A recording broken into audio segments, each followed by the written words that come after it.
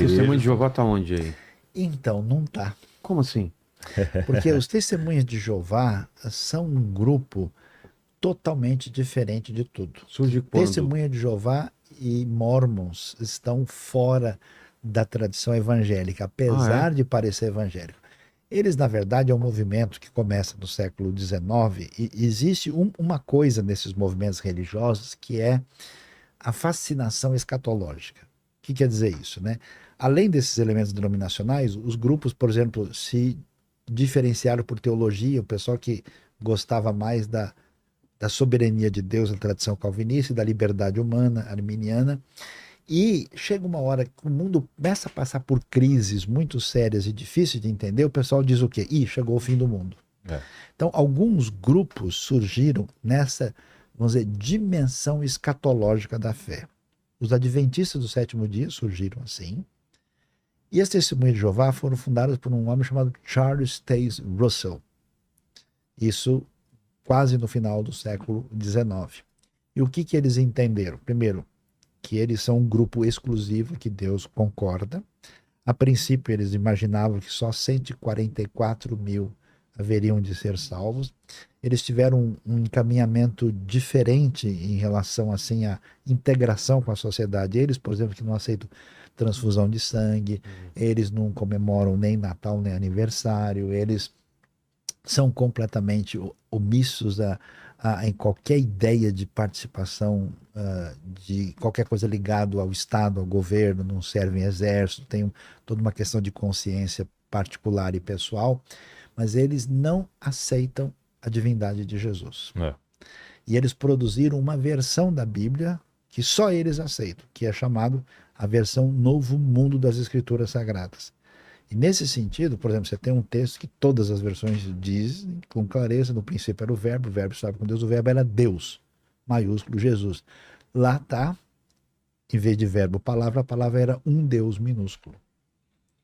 Então, por causa da rejeição da divindade de Jesus. Por que isso? Então você lembra que isso é primário, né? Isso é um entendimento primário. Então, a partir do momento que rompeu com isso, não é considerado, então. Eles estão, vamos dizer, eles são um grupo para-eclesiástico, para-cristão. Fora, eles estão dentro do Jesus era um homem comum?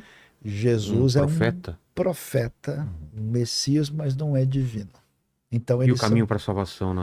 Então, é Jesus, mas você precisa pertencer à organização e cumprir a sua função dentro da organização que se reconhece somente a si mesmo. Inclusive, eles imaginavam que Jesus ia voltar no começo do século XX.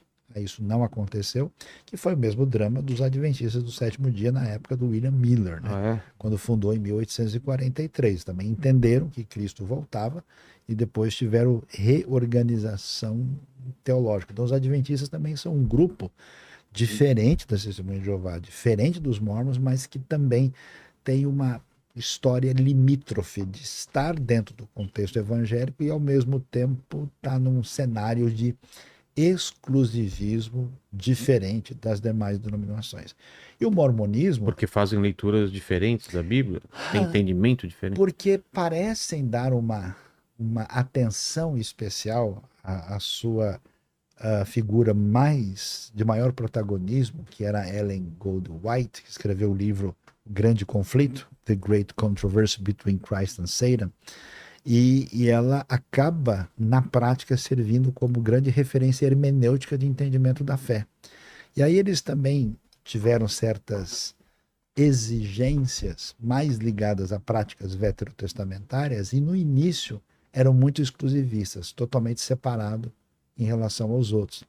Hoje, o movimento tem mudado bastante, tem dividido, inclusive tem adventistas mais fechados, mais abertos, e tem até adventistas pentecostais, que chama Adventista da Promessa, né? Agora, o mormonismo é um outro caminho. O mormonismo ele tem uma outra Bíblia, que é o Livro de Mórmon. Além do Livro de Mórmon, eles têm Pérola de Grande Valor e Doutrinas e Convênios. Mas em 2 Nefi 29:10, no Livro de Mórmon, está escrito: se vocês têm uma Bíblia, não devem acreditar que a verdade está só nessa Bíblia e que não fiz com que se revelasse mais. Então, a interpretação é que a Bíblia é incompleta. Precisa da sua contrapartida que fecha a revelação. Uma revelação lá no contexto de Israel e outra nas Américas, que são os livros que formam o livro de Mórmon, conhecido como o autoritativo. Líder, a história é que ele foi, né, ele foi em 2 igrejas e elas até brigavam entre si, essas 2 igrejas, e ele lá em conflito em qual era a certa, e aí de repente teve uma revelação, não, nenhuma tá certa, né? Eu vou te dar a certa, e ele tem um encontro, é o anjo Moroni? Moroni. E dá para ele um livro dourado, né, e tem ali a revelação. E as placas douradas que ele traduz para o inglês, depois o anjo Moroni leva embora. Ninguém nunca viu. E aí fica então essa tradição, tanto os mormons como os testemunhas de Jeová, desenvolve um jeito tão peculiar de ser que eles não estão incluídos dentro daquilo que a gente coloca da tradição cristã, mesmo incluindo católicos, ortodoxos, protestantes e evangélicos, todos estão aí. Esses grupos estão fora dessa sintonia mais fundamental. Manda uma pergunta aí sobre o que já foi falado, Lene. Bora lá. Ó. CCB. Tem uma pergunta aqui do Rafael Pimenta. Ele fala que é o seguinte, ó, porque uma outra igreja, já que tu és Pedro, e sobre esta pedra edificarei a minha igreja, Mateus 16, 18.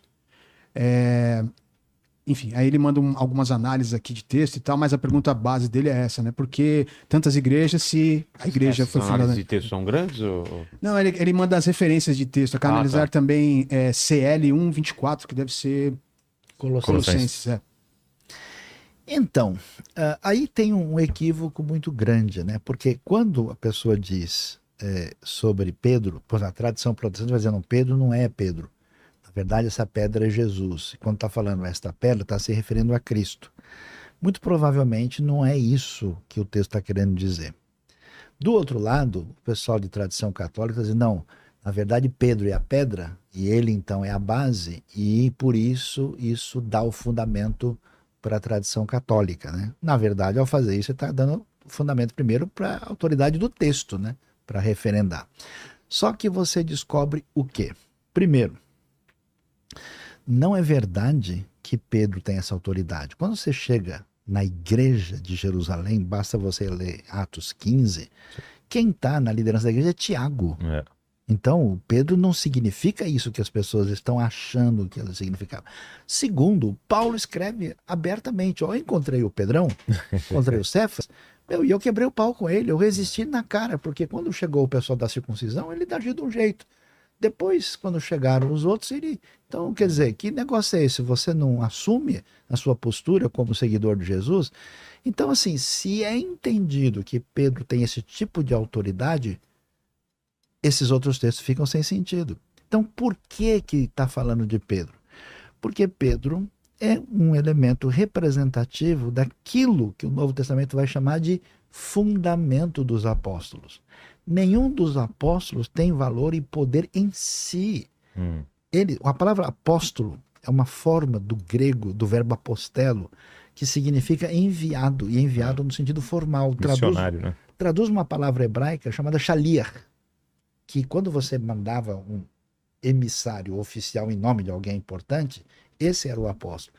Então, a validade dos apóstolos não está neles, mas está em Cristo Jesus, enquanto eles testemunham daquele que é o fundamento, que é Cristo. Não é nenhum deles, nem Pedro, nem Paulo. Aliás, o texto diz isso. Quem é Pedro? Quem é Paulo? Lá na briga dos coríntios. De novo, tá vendo? Estavam brigando os coríntios. Sempre. E aí, o que acontece? Não dá para usar esse texto à luz dos outros para dizer, ó, Pedro é uma autoridade. Isso, de novo, traz esse espírito coronelístico de pegar um indivíduo, de colocar no centro da coisa, quando, na verdade, o centro está na palavra e na pessoa de Jesus, e não em nenhum indivíduo, nem Davi, nem Salomão, nem Pedro, nem Paulo, nem ninguém.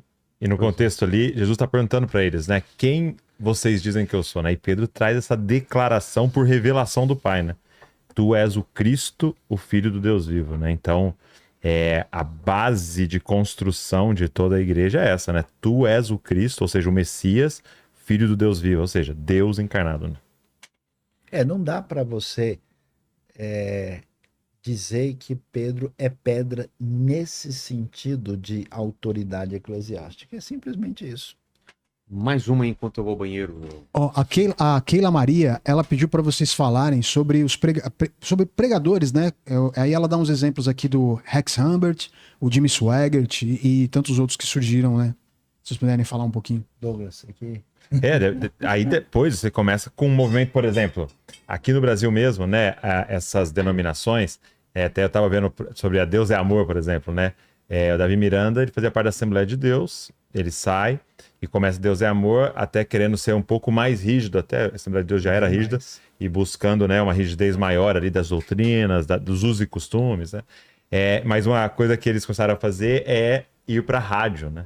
E aproveitar a mídia da rádio para evangelizar e pregar, e aí acontece isso com a Universal também, a ponto de comprar, né, a Record, e começa a massificar. Então você começa a ter esses pregadores, e o Jimmy Swaggart, né, era um pregador, um dos mais ouvidos no mundo, né? Ele tinha um programa de televisão que passava aqui no Brasil, as pessoas 80. Paravam para ver, mas que infelizmente, né, teve um escândalo aí moral, sexual, né? Foi pego com uma prostituta, ele veio a público e confessou e tal, mas nunca mais voltou como era, né, ao ministério, né?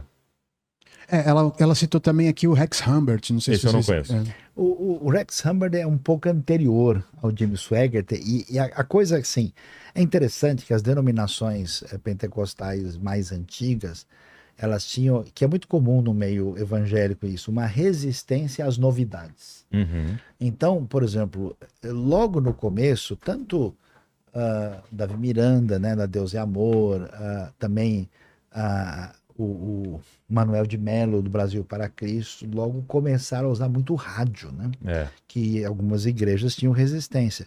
Mas depois do final dos anos 70, começo dos 80, começou-se o uso da televisão. Um dos pioneiros era o Rex Humbert, que era, vamos dizer, um pregador pentecostal moderado, né, que tinha até a família que participava, cantava e trazia uma mensagem basicamente evangelística. Mas, claro, não teve a mesma pegada e o impacto que o Jimmy Swaggart teve depois nos anos 80.